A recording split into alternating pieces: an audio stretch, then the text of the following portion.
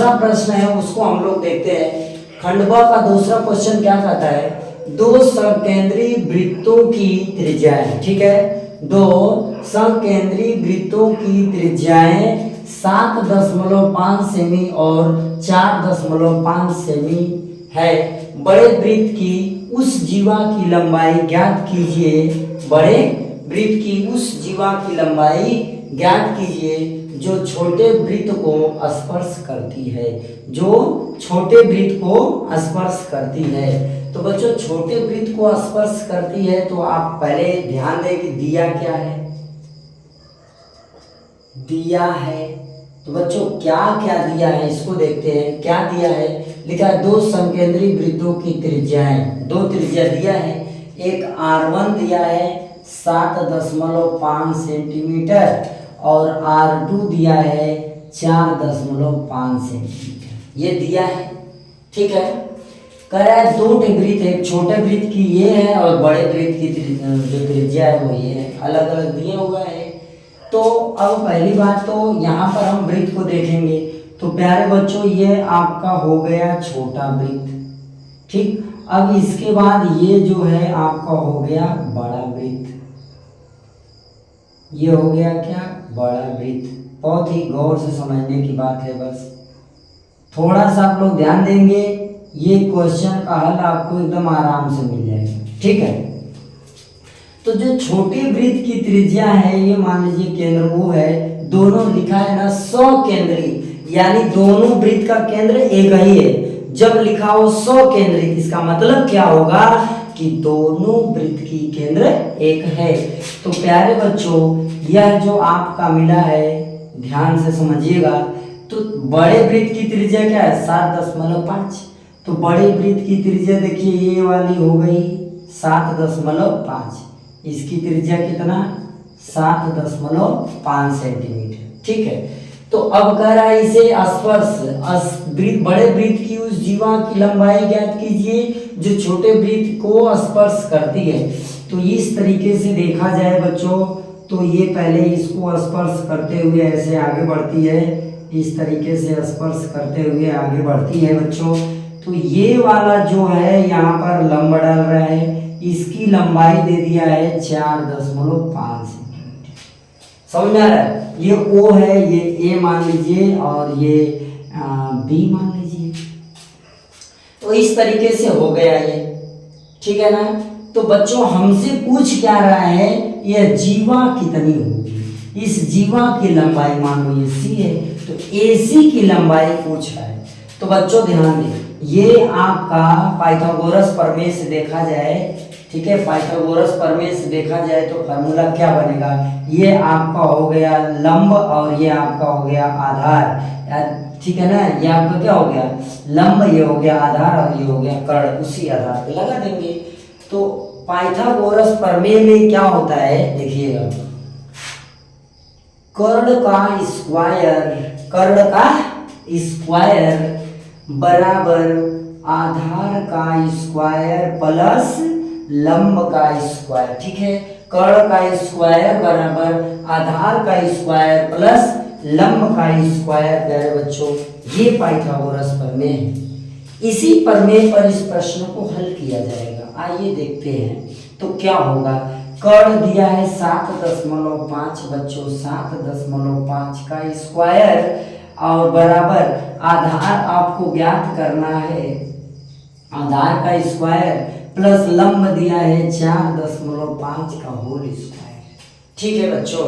तो ये प्लस है, इसको इधर ला लीजिए तो हो जाएगा 7.5 का स्क्वायर माइनस 4.5 का स्क्वायर हो जाएगा। 7.5 का स्क्वायर माइनस 4.5 का स्क्वायर बराबर आधार का स्क्वायर। तो 7.5 का प्यारे अच्छे बच्चों जब स्क्वायर करेंगे तो कितना होगा देखते हैं। 7.5 गुणे 7.5, ध्यान से जब यहाँ पर 5 दिया हो और इसका गुणा करना हो तो बहुत आसान है। 25 यानी 5 25 सीधे लिख देंगे और इस 7 है ना इसमें एक जोड़ देंगे तो कितना हो जाएगा 7 आठे 56, 7 आठे 56। देखें जब भी ऐसा उड़ा आए 5 5 यहाँ दिया हो बराबर हो संख्या तो करेंगे 5 5 25 और इन दोनों जो संख्या उसमें एक जोड़ देंगे।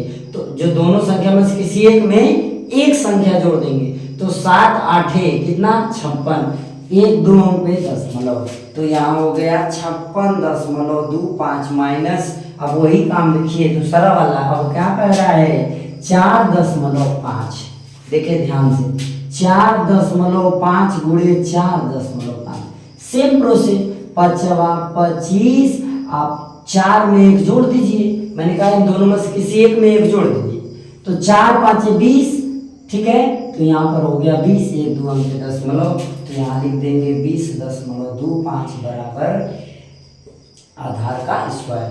तो 56 में से 20 घटा देंगे बच्चों तो 36 आ जाएगा, क्योंकि 25 25 25 ये भी है, मतलब 2 5 ये भी 2 5 ये भी खत्म हो जाएगा, यानी कि घटा लो इस तरह, क्या आ जाएगा गौर से देखिए। तो 56.25 में 20.25, ये 0 ये भी 0.6, 5 में से गया 3, 36 बच्चों आया। तो ये हो गया 36 बराबर आधार का स्क्वायर, यानी कि आधार आपका क्या आया 6। आधार बच्चों कितना आया 6। ये जो जीवा है या जो आपका त्रिज्या है, यह त्रिज्या क्या करती है जीवा पर लंब डालती है और इसे 2 बराबर भाग में बांटती है। तो बच्चों ये 6 हुआ तो यह भी कितना हो जाएगा 6। तो AC की लंबाई कितनी हो गई 12 सेंटीमीटर। AC की लंबाई बच्चों कितना 12 सेंटीमीटर हो गई। आप लोगों को बच्चों समझ में आया हो तो इस वीडियो को जरूर लाइक सब्सक्राइब करिएगा, अपने दोस्तों में शेयर करिएगा। एक बार फिर से पुनः देख लीजिए, 2 समकेंद्री वृत्तों की त्रिज्या, ये छोटा वृत्त ये बड़ा वृत्त, दोनों का केंद्र एक ही है। जो बड़ा वृत्त है उसकी त्रिज्या 7.5, छोटे वृत्त की त्रिज्या 4.5। ऐसे हो गया बच्चों। अब आपको आधार ज्ञात करना था, ए भी ज्ञात करना, तो फार्मूला पाइथागोरस प्रमेय लगा देंगे। तो कर्ण का स्क्वायर ये कर्ण हो गया बराबर आधार का स्क्वायर प्लस लंब, लंब ये है तो ये 4.5 ये 7.5, 4.5 को बच्चों इधर ला देंगे माइनस हो जाएगा, 7.5 का वर्ग कर देंगे 56.25 माइनस हो जाएगा 20.25 बराबर आधार। इसको घटा देंगे बच्चों 36 आ जाएगा और आपका आधार आ गया 6। तो त्रिज्या जो पूरा व्यास होगा वो कितना हो जाएगा 6 गुना 12 हो जाएगा। इस तरीके से अब हम लोग बढ़ते हैं आगे, ठीक है प्यारे बच्चों। ये क्वेश्चन समझ में आया होगा। हम अगले प्रश्न की ओर बढ़ेंगे। इस प्रश्न को आप लोग नोट कर लीजिए और अगर वीडियो आपको पसंद हो तो बच्चों शेयर जरूर करिए। आइए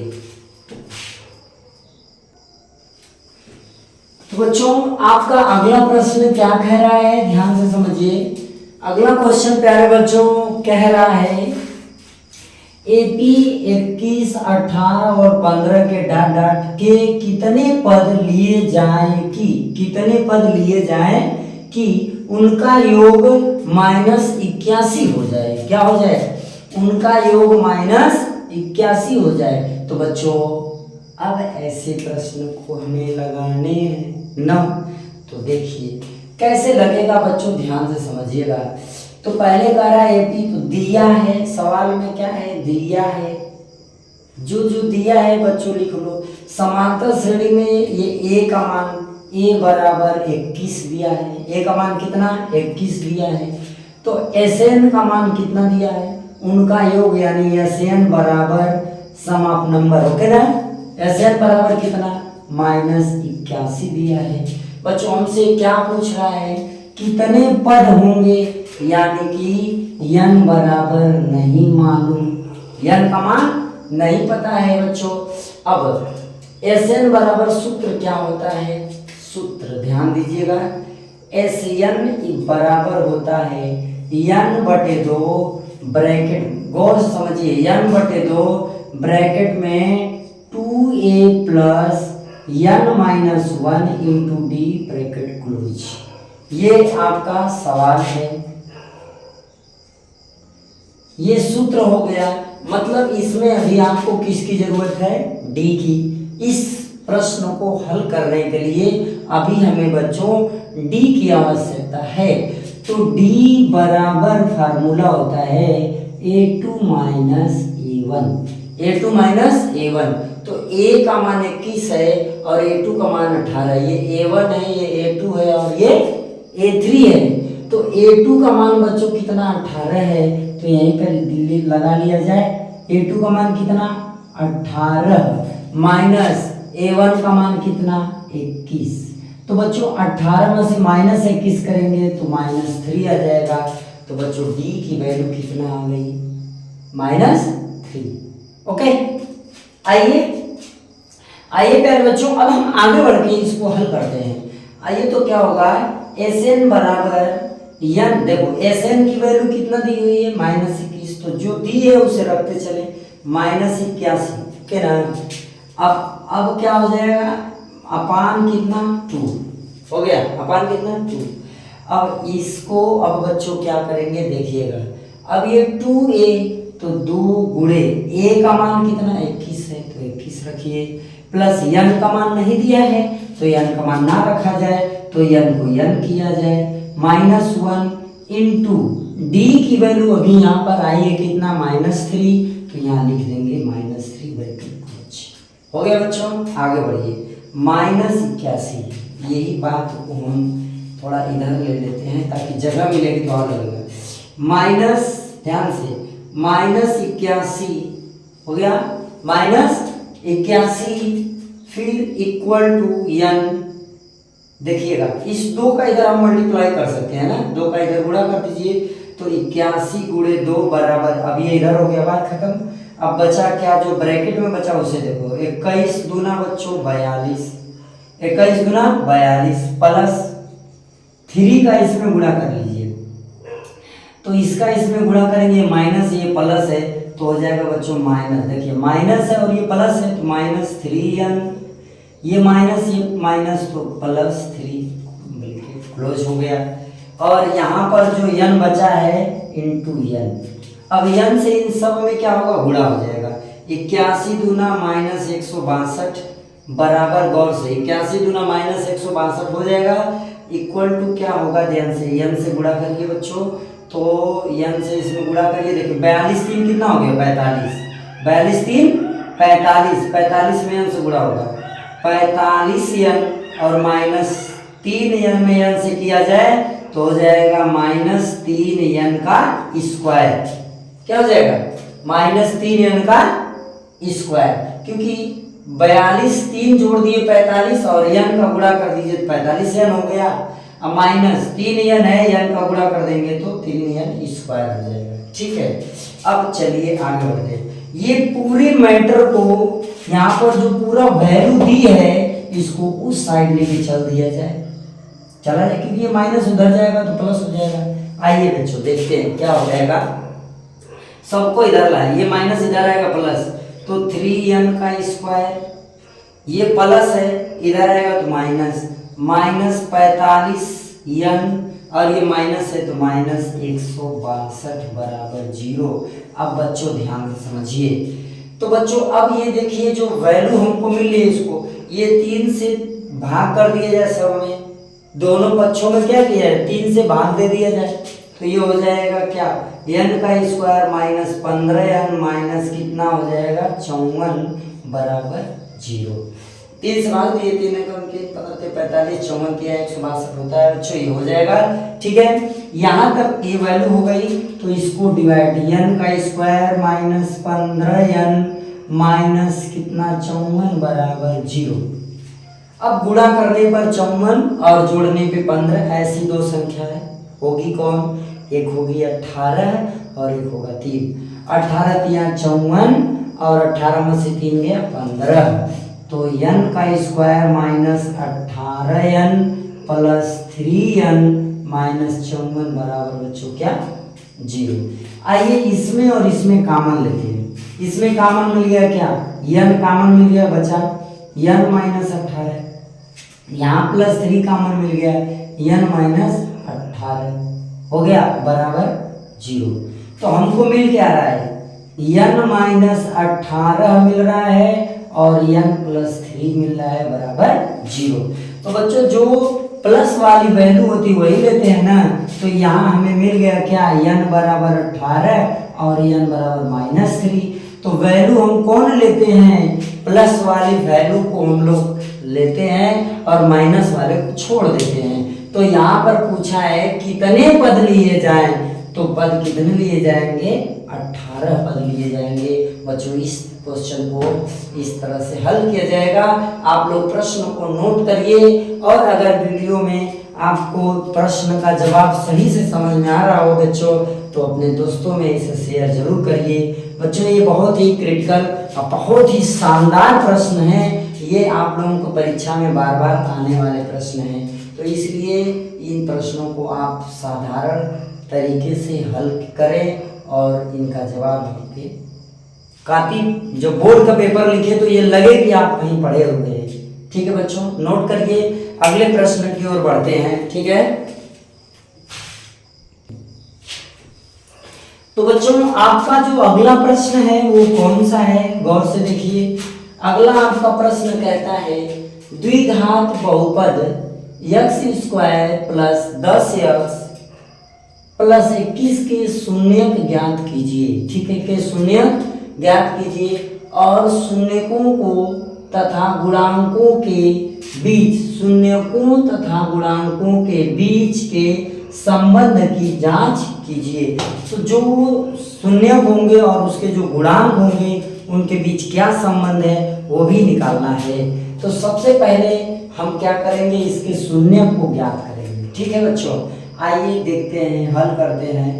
ये देखिए 4 नंबर का प्रश्न। अभी मैं जो जितने भी प्रश्न आपको इस वीडियो में बताया हूँ बच्चों, सभी 4-4 नंबर के प्रश्न हैं और बहुत ही आसानी से ये आपको 4-4 नंबर मिलने वाले हैं। आइए बच्चों, आप हमारे साथ लगे रहिए वीडियो में, एक लास्ट तक, शुरू से लास्ट तक वीडियो पूरा देखते रहिए और आपको 100% मैं बता रहा हूँ कि आपको 100% क्वेश्चन आप परीक्षा में बैठकर हल कर पाएंगे और मैं पूरा कोशिश करूंगा कि आप हल कर पाए।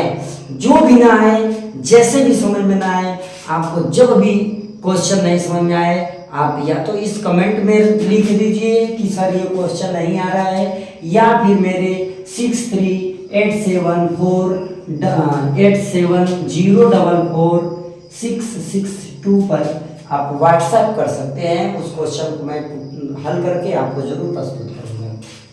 क्या है, 6387044662, ये मेरा व्हाट्सएप नंबर है। इस नंबर पर आप क्वेश्चन को सिलेक्ट कर भेज दे बच्चों और मैं आपको उस प्रश्न का जवाब अवश्य प्रोवाइड कराऊंगा। तो प्यारे अच्छे बच्चों, अब हम लोग पहुंचते हैं कहाँ, अब हम लोग पहुंचेंगे कहाँ प्यारे बच्चों, क्वेश्चन को हल करेंगे। आइए देखिए, द्विघात बहुपद हल किया जाए।